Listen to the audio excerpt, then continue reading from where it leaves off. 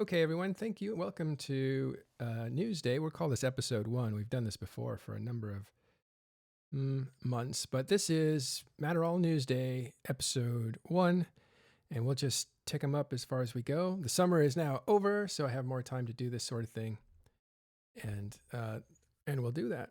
So we'll talk about some of the stuff that happened in the last few months, which is very exciting and interesting, and also talk about some of the stuff that just happened this week. So And today. And today, yeah. And we'll welcome Caleb, among other friends here, Lux, Neuro, and other people who are hanging around. You'll hear them talk. You'll see their little bubble light up. And so you'll know who is talking when. But maybe I can introduce too. Okay, just trying to make sure we have sound levels that are correct. And we're off. Okay, the first thing that I wanted to hit is I wanted to meander into this, and then we'll get into some of the news. But I am writing again. So I started writing an article. It's usually what happens with anything is you see somebody do it and you're like, I have to answer that. I have to have an answer for that. I disagree with what they're writing, so I need to answer that. And that's kind of what happened. Is I started reading news again. Wow, if I backpedal, it actually leads me into an even more interesting story. But I'm going to hold off on the NER corporate takeover story for a minute. Instead, what I started doing is looking at all the news sites and seeing that what kinds of stuff they were writing. It turns out most of them are dead. There really is only Imperium News right now that's cranking out stuff. And sometimes they'll have 2 articles a day, which is great these days. They used to be 4 was the minimum, but 2. And then some days, like it'll go 3 days or 2 days without any articles. And it's so it's kind of intermittent. I think it's just a scheduling thing. But the point is, they're the only one that's alive these days. And so I started reading that, and I just disagreed with everything, almost everything that was on there, and thought, well, I need to start writing again because I need to avail myself of the communication apparatus that we have and start publishing. And for people who can't watch shows or have no patience for it or just are tired of seeing me being clumsy on screen. And so I started writing, and I realized, oh my God, this takes so much time. I can see why I stopped. It takes so much time. But in doing that, I wanted to make sure, like I always do, that my writing was accurate. My analysis may be wildly inaccurate because I'm just a flawed person, but the writing and the facts and the references, those should be accurate. And in doing so, I went back and started watching some of the old shows that we did with Hilmar just recently, the Darkness interview, the Blackout interview. I keep calling it Darkness. The Rise interview, and even the first Hilmar interview that we did a few months ago. And yeah, so that was what I was doing over the last day or two. Okay, what's up with you, Caleb? Oh, I'm just waiting for more details on when Jita is going to blow up. Right. Tell me about that. Something's going on with the stations. Yeah, I can talk about that if you want. Sure, Nero. Okay, so basically, there's a lot of weird stuff a lot of it related to the Kildari. And what there is specifically is a couple of station models for Kildari Station 9, which is the station type of Jita. But it should be noted there's plenty of other stations which have that model. And there's various things. Someone managed to reconstruct a model which looks like it has whole extra section added to it. Someone reconstructed another model which looks like it has loads of scaffolding all over it. Sort of. I can provide images for these if you want. Oh, I think I found Um, them, but yeah. and I found some files in City audio files which sound sort of like working, hammering, banging, drills going on, etc. Really? That's awesome. Yeah, yeah, I can post those files as well. Hey Neil, So if you pop onto CC, there's these new structures next to Jita, and they're covered in little workers, and there's sparks coming off the scaffolding. Oh my oh, it's on God. City. That's I've awesome. been trying to go on City for 2 days now. It's just not working. It says can't connect to server. Well, let's let Nero Ah, finish the pass on what's going on here with these stations. That's most of the past, really. We're not really Mm. sure what it is. The weird thing, when I suspect this is a sissy troll, is that the scaffolding used in the image of the station with scaffolding is exactly the same as some scaffolding on a new, completely separate Triglavian construction, which we think they're manufacturing dreadnoughts out of. So make of that what you will. Well, maybe reusing 3D stuff, but I think it's just like a mock-up of something. yeah. This is all on the test server, so none of it counts. It's just where they put stuff out for the population to test. It's kind of like the neutral ground between CCP's development and the players. It gets wiped every once in a while, but you'll see new stuff before it comes out in the game. And so one of the things that we're talking about is the station models. It looks like, I don't know if station models have names. They certainly have races, but this one that we're looking at here is Caldari. It's the same station, only expanded. So this one on the right of your screen is the current model and the model that's been in the game for years. And the station on the left is what looks like an expanded model for that kind of station, that type of station. It's not just Jita. It'll be all the stations that are No, of that I model. don't think so. No? I think it's the unique. I think Lux said that it's gotten a unique ID now instead of the original Caldari station type. Yeah. It's got the unique ID of Jita Trade Hub. Yeah, which is really good when, you come into the system and there's two stations there and you can't tell which one's which because your overview is a bit small. So it's a nice little quality of life thing that its type is now Jita Trade Hub. By the way, Matterall, stations do actually have names, specifically station type. If you look at right-click a station, you click the show that shows you the station floating in space, it will tell you the type. So like Amara Industrial Station, Caldari Research Station. I didn't actually remember which one Jita is. Yeah. In the code, it's just called Caldari Station 9, but it also has an actual name. Okay. I consider that the racial name, but you're right. It does have a station. Let's see if I can get this to look a little bit cleaner. It's called Caldari Administrative Station. Oh, okay. Yep, but it's called Jita Trade Hub instead now. Okay, so Jita Trade Hub now has its own identity and probably its own model, and that is really cool. So when I said just earlier that probably all the stations will change like this, that is incorrect. This looks like it's specific to Jita. It's basically going to make it unique, right? And I would not be surprised if they have plans of doing something similar with the other ones as well, because it would make sense that all the systems that are now unable to anchor structure would get a station like the Dixie and Wrens and Heck. Yeah. Now, why would CCP go through this if all the money and stuff is going through offshored? Because it's offshore is still not on scale yet. It doesn't have the majority of the markets yet. So this would make perfect sense to have the distinction between the different stations. If they want to start removing NPC stations in the future, this is a nice ramp up to that kind of. It adds a distinction as well for new players, especially if they want to add it into the map, into in-game information in some way. Yeah, maybe if they want to give the distinction of Jita. I don't know. I think that this is just for me another clue that Jita isn't dead yet. Not at all. No one's ever said that. Offshoring is very far from taking over the Jita market. Yeah, it's only an RMT, will really. probably never happen. Is my probably wrong opinion. A little bit. I think it's going to take over Raw, and this ties into the other news. Anyone that's actually said that the embargo is not going to work should start looking at what's happening on the market right now, because it's definitely starting to work.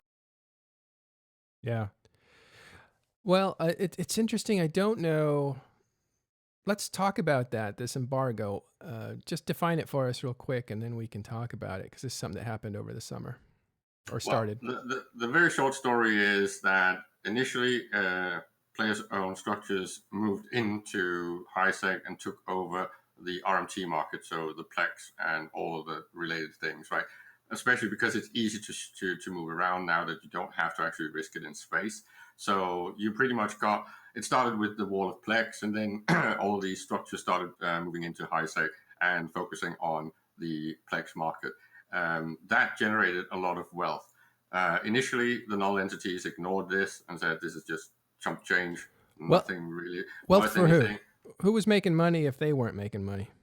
The owners of the structures that started this, there was like 3 or 4 players, or groups that initiated this. There was the ICU stuff. There was like 3 or 4 players that were competing, and then Gobbins moved in and kind of took some of that market. And then there was some dealings back and forth of how to share it.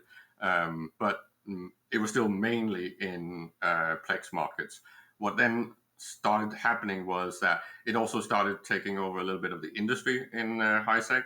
And then the money getting siphoned through all of that started showing profitability in a scale that made null entities start noticing it. Then you had, of course, the fact that they were bored and not doing much. So they started crunching numbers, and lo and behold, there's actually something worth doing in HiSec. And then they pretty much got into that whole agreement thing of trying to make an OTEC 2.0 by embargoing HiSec and controlling the import-exports, especially related to Tech 2 production. And now we're at the point where it looks like stockpiles are about to run out in at least in Jita 4.4 on many of these related items. And my suspicion is that the null entities will then focus on monopolizing this and only selling out the imports from their own structures, which of course means they will be potentially making the profits on the fees and all that stuff.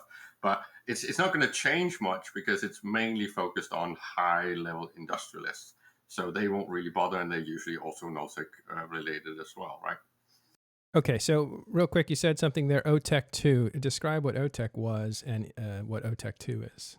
Well, OTEC was pretty much the cartel that formed about, when was that now? 08? It's 2011. No, it was like later. Was it 11? It was 2011. Well, it started when Moon Mines got fixed and redistributed. Then they pretty much took over and controlled all the R32 and 64 moons because they were distributed. So they added the scarcity, and you had to then control these, and that was something to fight over. And the big entities took them over, controlled them very harshly, and then decided to do a cartel. Basically controlling the flow of those high-end materials. And of course, it was not a perfect cartel. There was a few slip-ups and people that smuggled things in through the back doors and back shady dealings. And eventually, I think, was it NC that bailed out? Yeah. I think so. Yeah, eventually they said, no, we don't want to do this anymore because we actually want to stop fighting again. And then the whole thing fell apart. Yeah. So OTEC was basically like OPEC. They were controlling the oil. So they had that one resource that everybody needed. And they said, hey, guess what? We have a monopoly on this. Let's just not fight each other and make money. And they did, and everybody was happy with it until finally that was just too much money. And NC was like, this is dumb. Let's fight. And so they raided Venal, I think, and that alerted, at the time, CFC or Goon Swarm, who said, hey, you're breaking the treaty. And so the war in the north over in Tribute and Vale, I think, happened. And NC lost because they started fighting. Well, they first started winning against Goon Swarm, but then they started losing. And that's usually the case when you fight Goon Swarm. They take a few weeks to kind of get calibrated, and then they figure out like how to apply the right pressure, and then they bring more people and more people and more people to apply that pressure. And so, and historically, Goon Swarm has eventually recovered and started winning wars. That happened in Fountain, that happened in this Northern War in Tribute, and it's happened pretty much ever since, except I guess the exception is when they lost their territory. They never really were able to get up and running before they got overrun.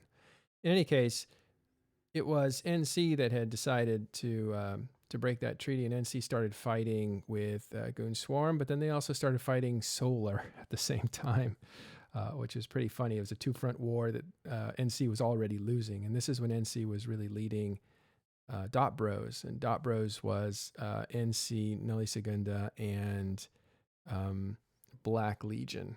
So it was pretty lethal force, but they got beat up. And then that is when the famous break between NC and Black Legion happened.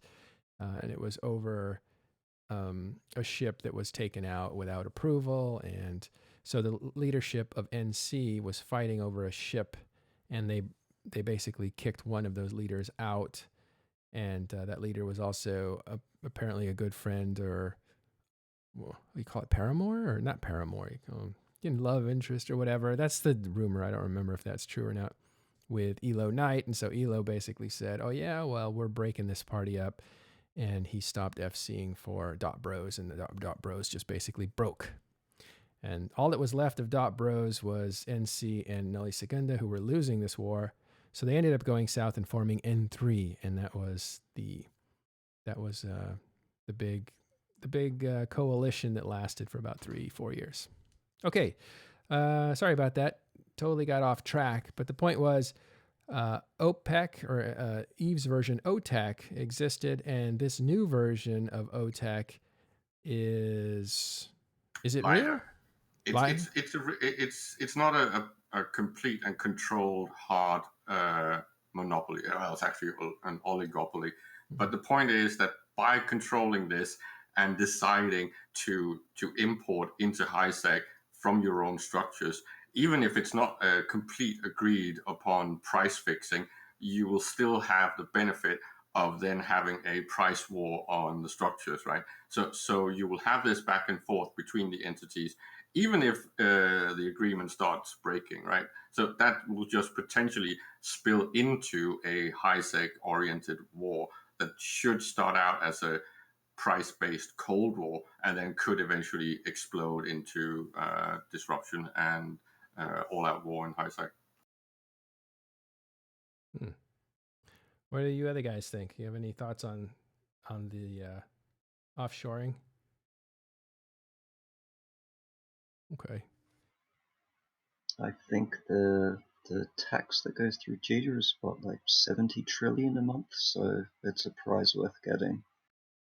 70 trillion a month. That's a month. That's what goes through Jita? No, that's just the tax.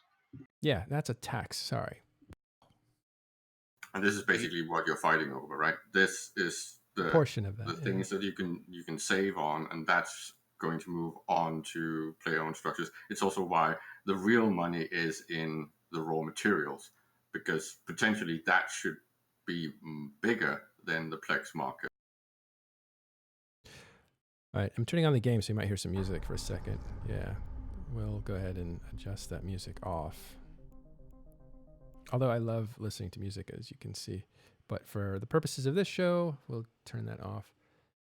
Well, here's the thing, and this is why I look at it, and I've always been uncomfortable with offshoring. You haven't, right, Caleb? You think offshoring's exactly what Eve is all about. Because it's a saleable wealth. It means that there's something to fight over. I can actually do something to my enemy or my competitor.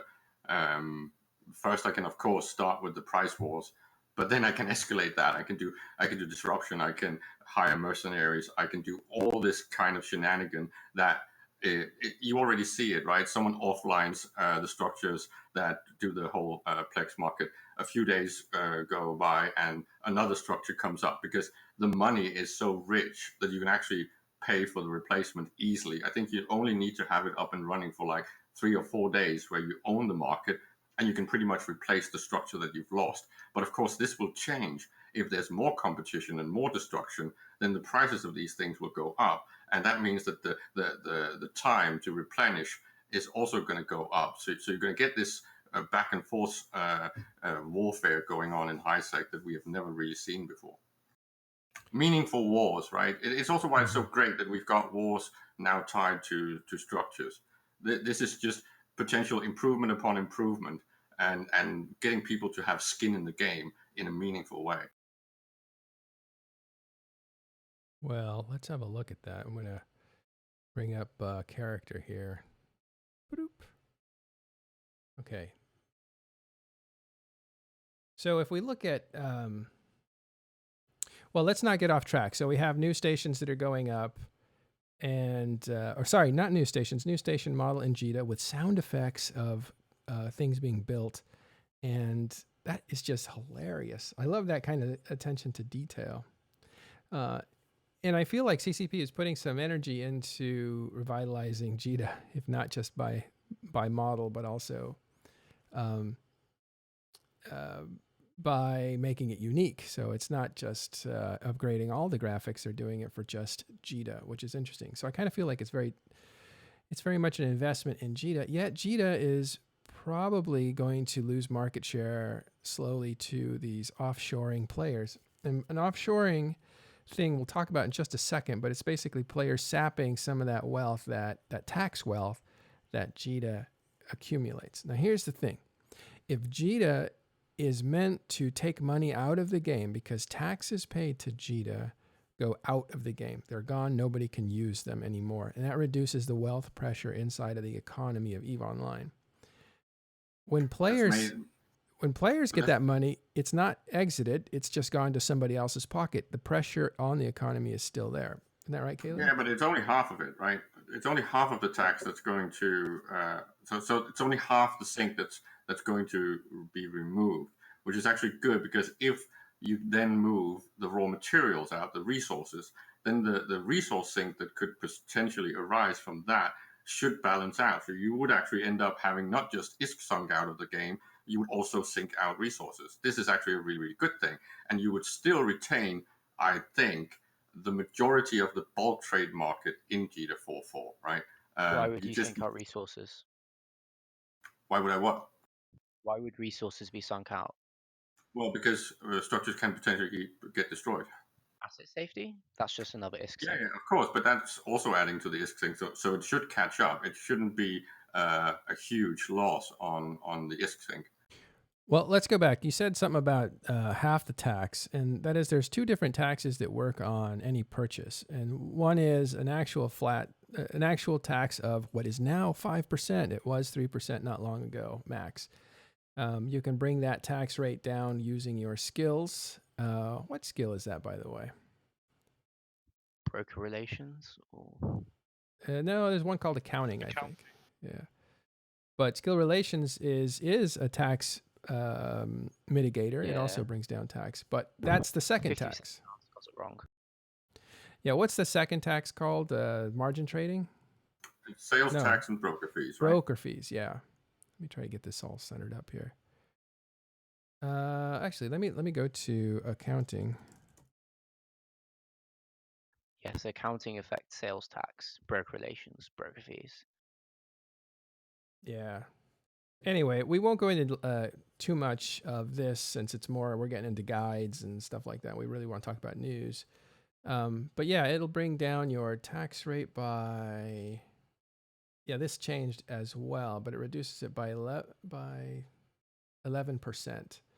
The point is that it's evened out the competition. Back in the day, you also had standings and all that stuff. So to get your optimal or maximal benefit from trading, you had to train a lot and you had to grind some standing to get it to the maximum point. But when you move on to player-owned structures, you pretty much avoid all of this, right? So then it's more of an even market. You have a lower barrier of entry.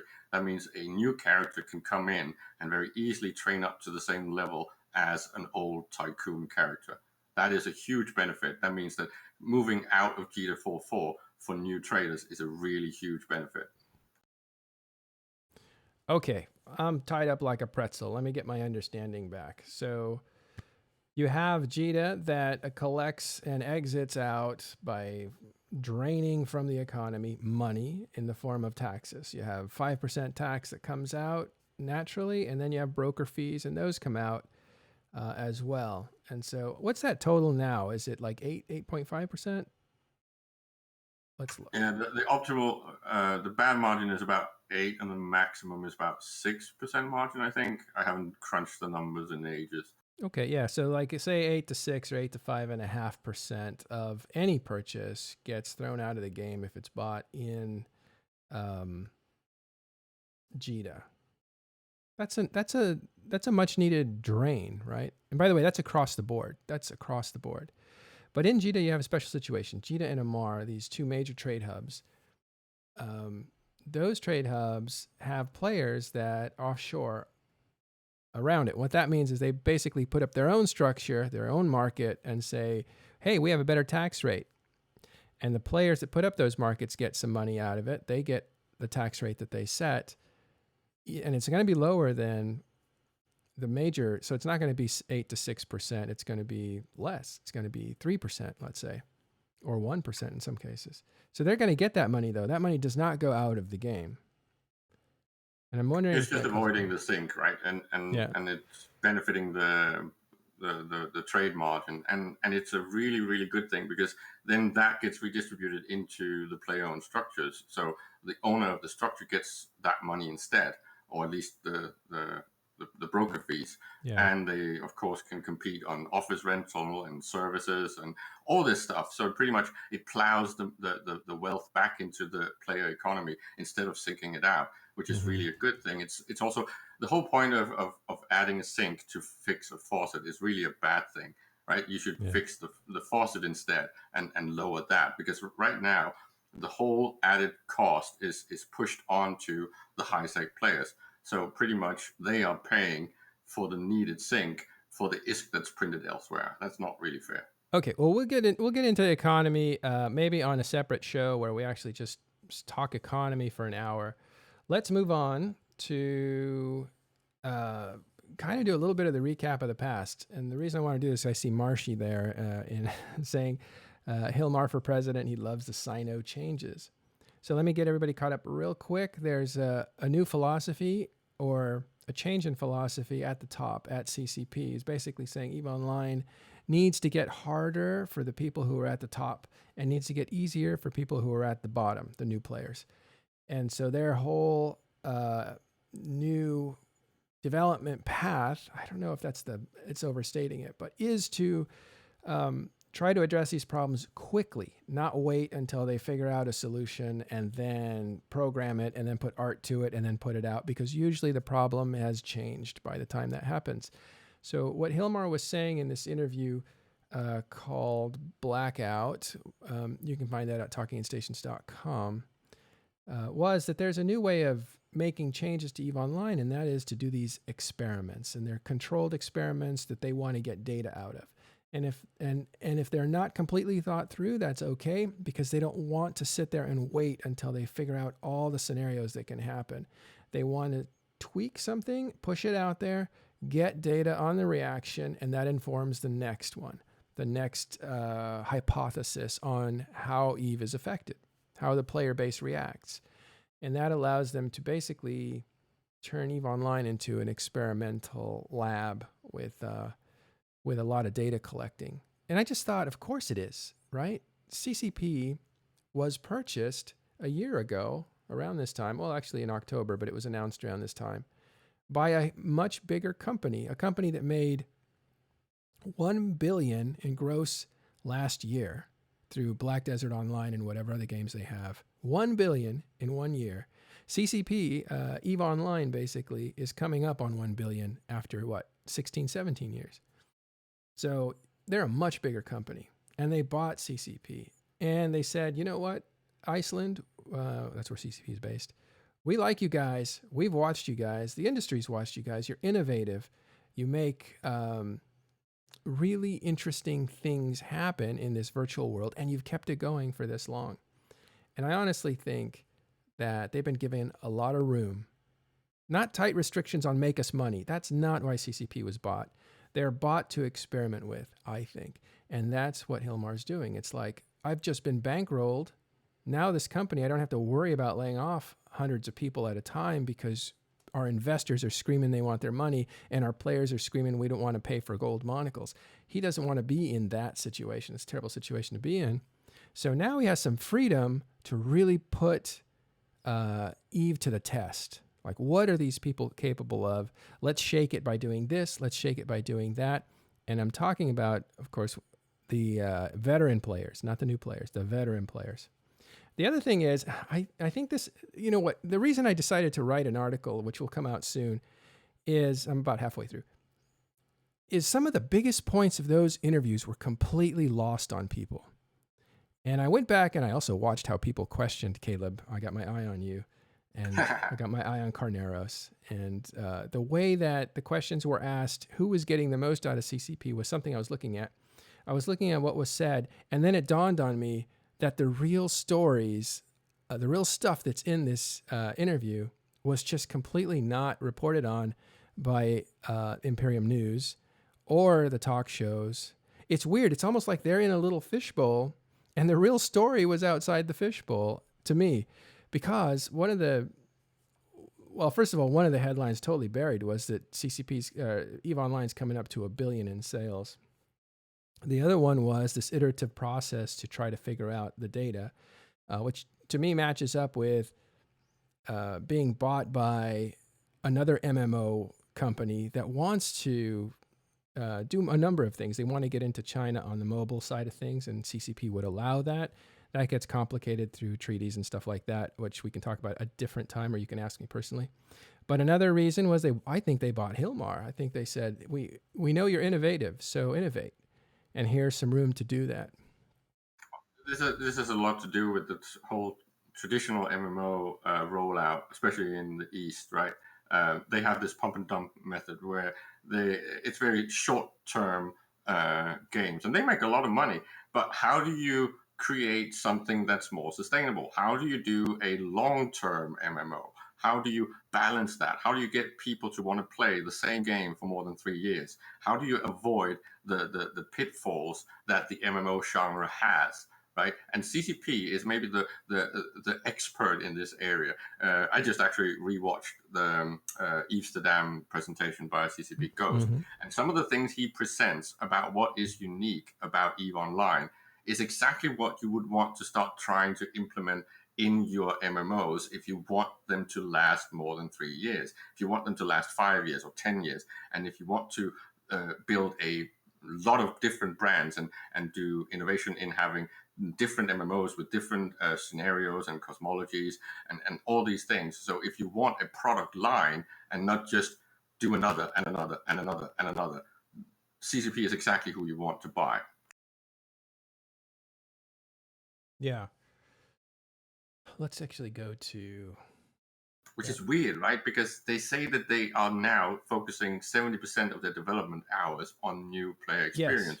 Yes. And Ghost just stood there and said, well, the people that are actually retaining our player base are the old guys. It's the veterans that are pretty much picking them up and teaching them how to play. Why would CCP then try to add something that teaches the players to play the game? Because I don't think they can do it. They've tried this, 3 times? It doesn't work.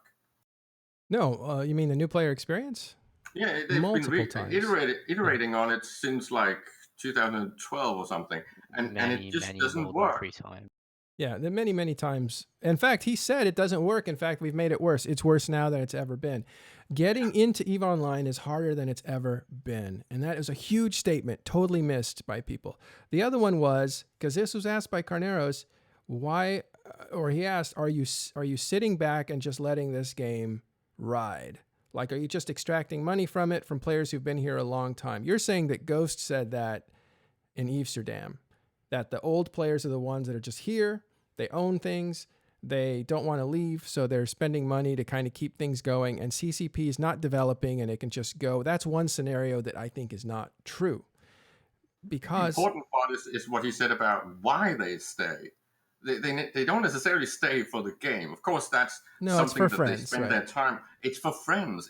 But I think someone said recently, if all your friends left EVE, would you actually still play? Sure. And I think everyone agrees, no, they won't. They would actually leave instantly. So then all it takes is another game that is appealing to enough people to have critical mass to create a giant migration out of this game to that game. That is how EVE actually was sprung into existence. It was other games, right, like Homeworld and Planet, and what was the other one? Planet or something.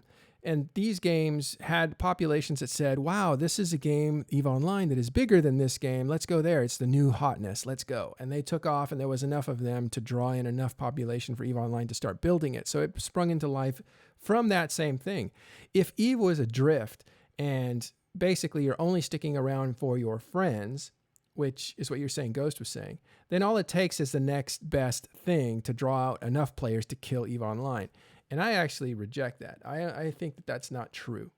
I And don't think it's true. I think it's only true in the sense that it's half true, right? Because you see players from Eve migrating out and trying new games pretty much every time a new game comes around. This is also why we have this current countdown of 4 to 5 days, where you will see a mass migration out of Eve. You will pretty much have a completely dead server, right? But they will come back because this is the clubhouse. This is where they all come back when they have drained the content of those new games. I don't know. What it seems to me is enough people stick around that it's worth going back to that old high school to see what's going on. You know? Otherwise, kind of, it's semi-pathetic, right? When you leave a party and then it's like, is that party still going on? I'll go in there and check it out. Oh, okay, yeah. I don't know many of these people, but it's like the emotional return. If there's not new stuff and compelling stuff, is to check it out and then take off again. I think a lot of people come back and stick around. I don't know that. I don't have any stats on that, but we've seen that. I mean, I can attest to that properly, and I was in a corporation in test which were very focused on new bros, and you'd see even veteran players come back to a new bro corp and say, you know, what have I missed? What can I do now? And I feel like some players kind of achieve a goal, sometimes leave, and then come back and will go, well, I've seen this happen. I've seen you guys do this. I want to do that. I've got a new goal now. That's usually what it is. And when they're with people that they know and they're familiar with, it's good times are rolling again, and I'm going to achieve this goal in the game. And because Eve is so big, there's so much to do. Like, you might have a break and then come back and go, well, now I want to go and do this. And so that gives you the option of doing all these multiple roles over the years with people that you've known and grown, you know, to be friends with. So Noggin Lock, somebody just recognized you out there. Tell us about yourself, because I've not met you yet. Yeah, so I've been in test for like 3.5 years now. Started off in high sec as everyone else and just joined test and have been rolling with them since Vale. Took a short break a little while back, and now back in the game. I pretty much just did the same thing. I went off for a couple months, decided, you know, I want to get into the Titans and stuff, and I was very small gang before, but now I'm doing a lot bigger things and been loving the new changes that have been coming out recently. So I've been taking full advantage of all the upcoming changes and what it opens up. And the way I see it at the moment is with these changes, it's not like what will this change for me personally, but the question I always ask is, what can I do now? Like, that's what I ask, and usually it comes up with some crazy stuff that me and my friends in test end up doing. So cool. So Test, if you joined in Vale, that was basically a short period of about a month or two after. Yeah, 2 months, 3 months. Yeah. I basically, I remember turning up like 2 weeks later, Villy pinged out and said, oh, we're going to SH1, and I had no idea I was in an H-Tron, and it turned into this massive type. I was like, what? Good fun. Yeah, that's funny. It's nice to meet you. Welcome to Talking in Stations. So we're going to do this as long as we can every Tuesday, Thursday, 8 a.m. Pacific time. That's 11 a.m. Eastern time. And I believe that's 1500 UTC. So We're not going to talk about the Trig Dreadnought? Not yet. I got to leave some stuff for the shows. But I wanted to get back to this whole thing. Some of the big things that were happening were that Hilmar was talking about was, and this is a huge thing, is like, why didn't you just put Eve to rest? Why don't you let it drift with the old players that are here and just absorb money out of it? Now, if the company just wanted to make money out of Eve until it died and then they could use the resources to build something else, you would be seeing a completely different behavior from CCP. You would be seeing a lot of sales. You would be seeing a lot of tricks, basically, where they say, hey, why don't you try to get into this new ship and we'll give you a skin to go with it. And you just buy the skill books and, you know, you'll be able to do that.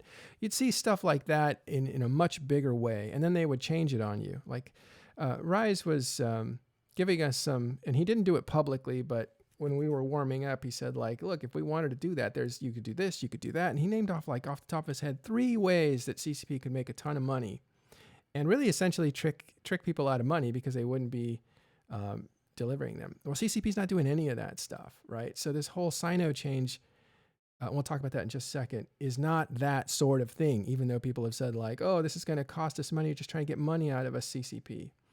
That's not what's happening. Hold on. There's a little bit of that. Oh, hold on a second. We'll come back to that in a second. We can talk about it. But the big thing that I wanted to get to was that Hilmar said, like, I looked at it. I looked at Eve and I thought, well, is it time to do that? And I decided no. Nobody talked about that. That's a huge freaking deal that he actually looked at it and said, like, should we just make money off it? Like, that's him as a businessman saying, is it time to not try to make Eve successful like it once was? And he decided no. And here's why. One, there's still a lot of marketing potential in EVE Online because they get 16,000 players coming to check it out, to sniff around. Many of them don't get past even installing it, but they're curious. They're interested.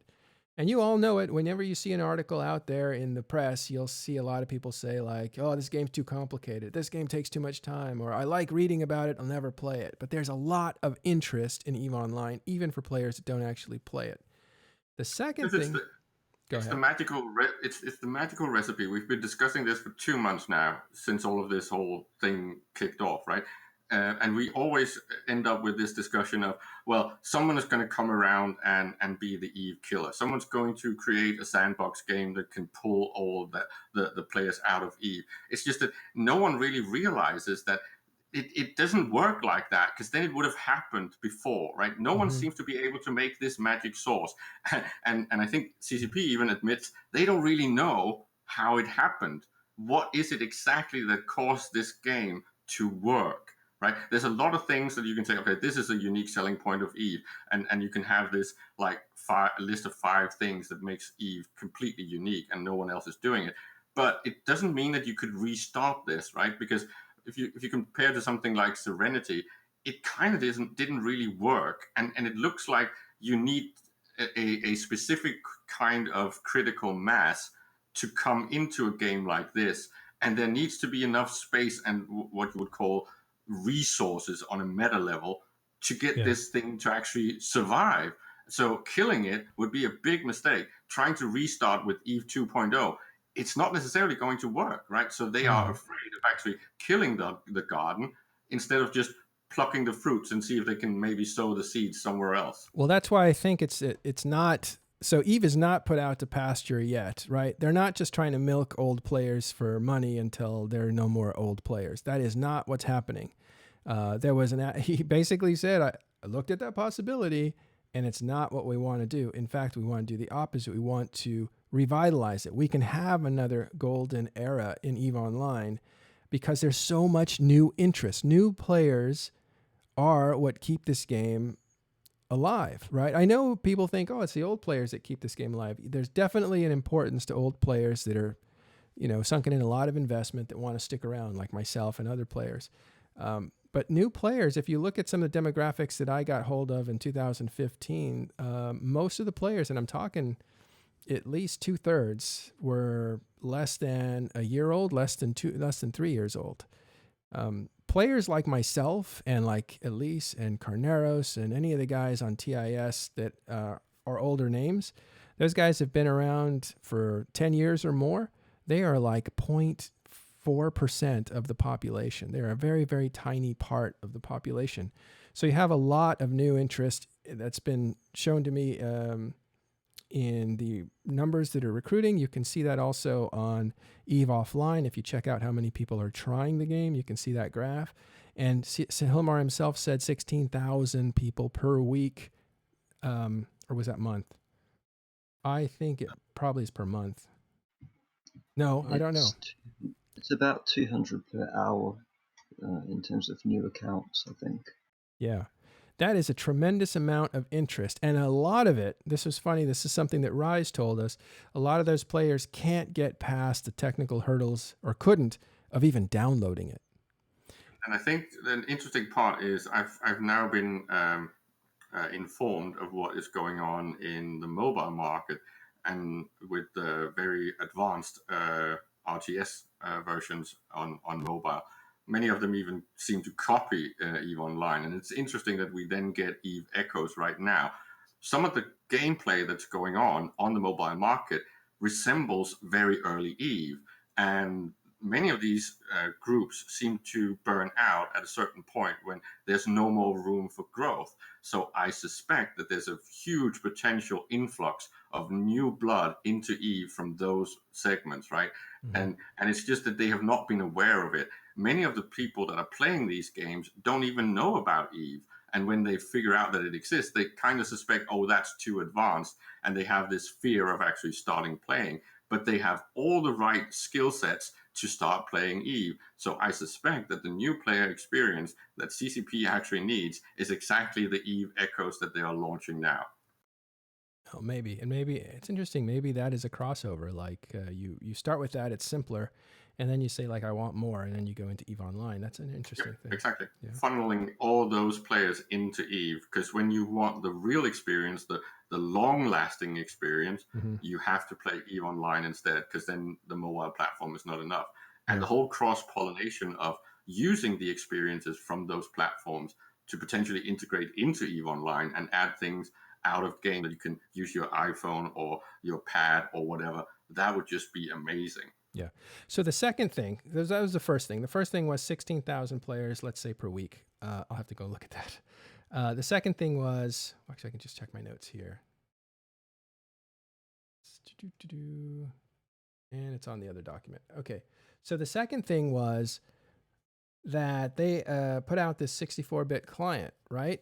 And people make fun of them like, well, welcome to the 20th century or whatever. But put all that criticism aside. What was interesting about that 64-bit client was how many people adopted it and how quickly. And I believe they had 40% that went and used the beta, which is, I think, a very, very large number of players. So that beta was incredibly successful. And now they've switched over to it fully, and that's now the default. And you can get the old 32-bit if you want for whatever reason, if your machine needs it. But when it was announced, hey, you want to try this new technology, 40% of the populace did that. And that was a second signal to him that there's a lot of interest inside the game and there's a lot of interest outside the game for EVE Online. Now, why would you let that drift? Well, you wouldn't. And that's what this whole chaos era is about. It's about experimenting and getting data on what's working. They're trying to figure out what the genie in the bottle is, Caleb. I think that's what they're trying to do.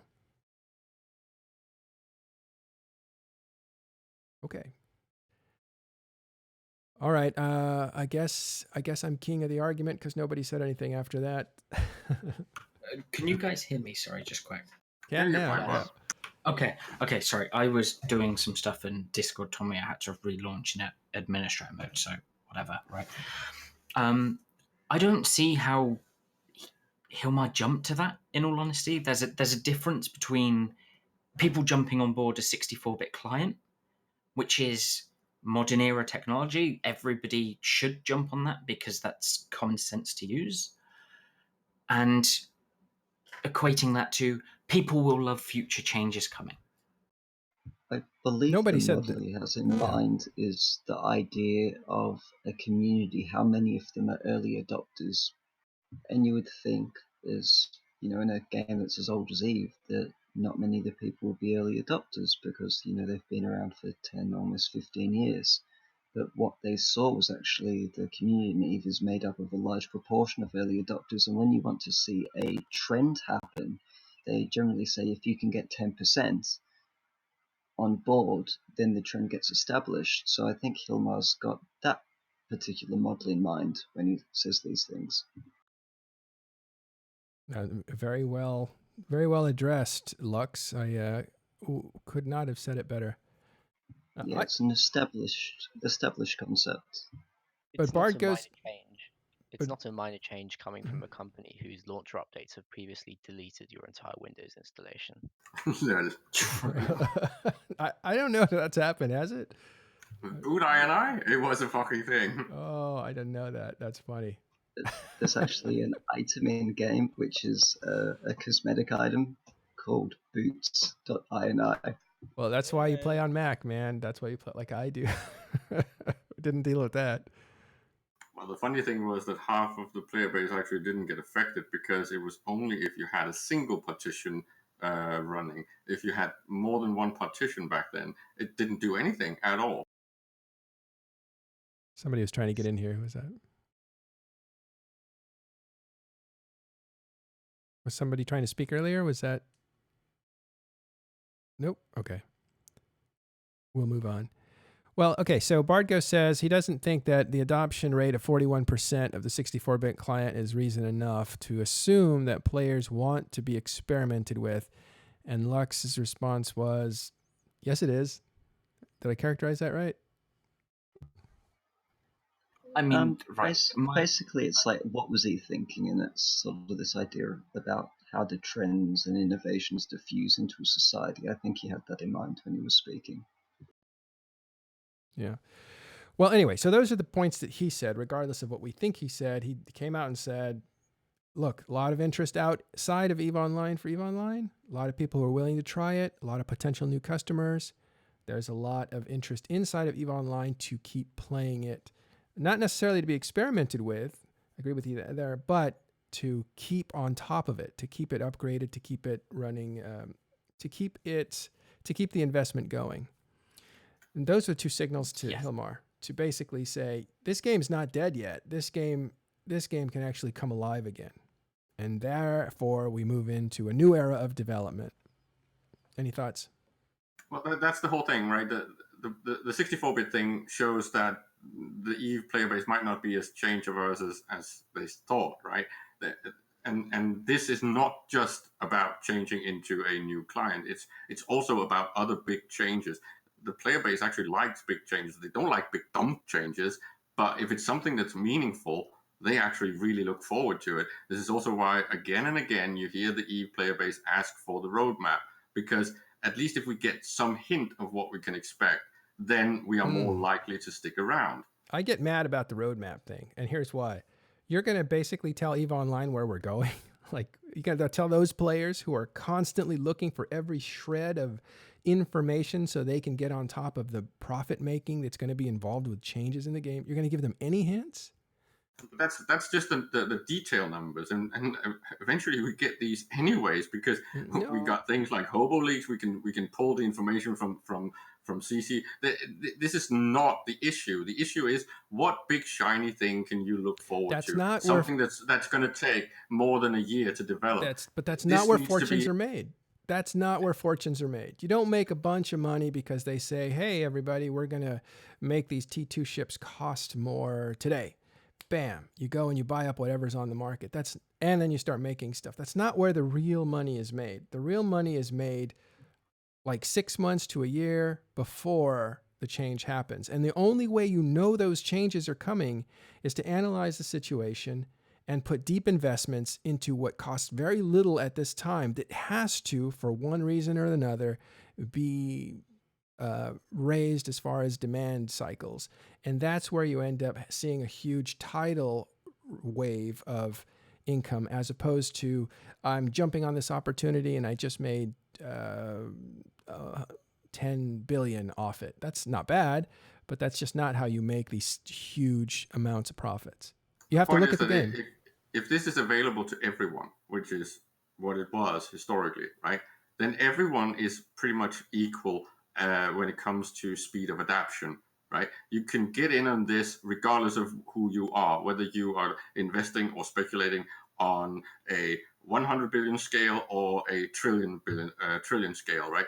Whether you are a single individual or whether you are the Goon Cabal, everyone is pretty much equal. But when it's a change that comes suddenly and unexpectedly, the adaptation speed is going to be higher in the big organizations. Pretty much every time something like this happens, 48 hours after, goons have already adapted and everyone else is lagging and they are losing. So it's actually the opposite of what you say is a problem.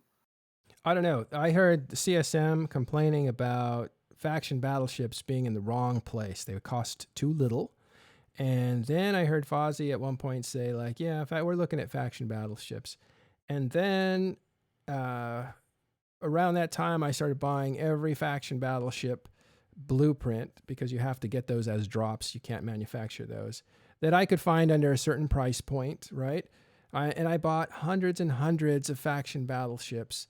And then I thought, well, should I hold the blueprints Or should I make the ships now so that they're cheaper in case they make the mineral cost go up? So I was listening very carefully for, is the mineral cost going up, or is the blueprint going to become more rare? Because if it becomes more rare, I'll hold on to the blueprints because that's what's going up. My production cost doesn't change, so why would I spend that money, et cetera, et cetera. But the point is, let me finish this point, and then that way that's all in one sentence or whatever, one thought. Then I held on to those things, and then I got that little drop of hint that CCP doesn't make changes to balance one way. They make it multiple ways. And that told me, hey, they're going to do both or a third way that I'm not even looking at. So I'm going to build these ships as quickly as possible.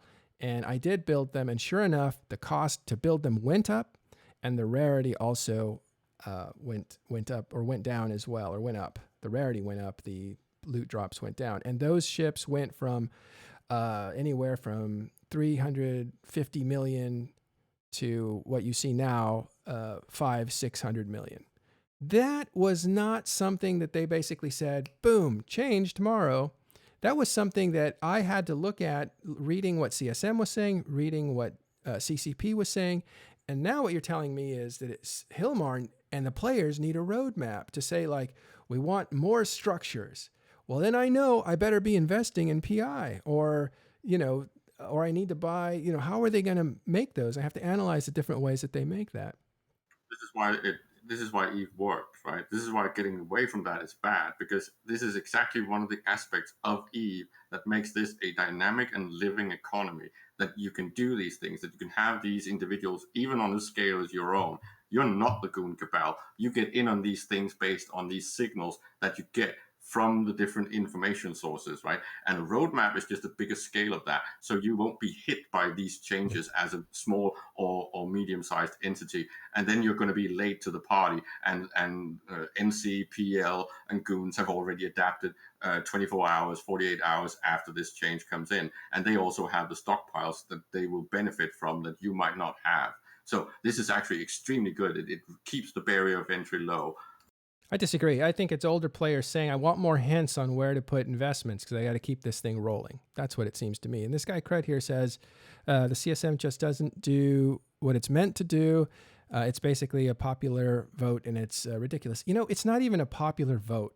These are not people voting for other players to be their representatives as much as it is accounts voting for players. You can buy accounts. You can, flip on 100 Omegas if you want, and you can buy 100 votes, and that is one person voting 100 times more powerful than a person who has one account.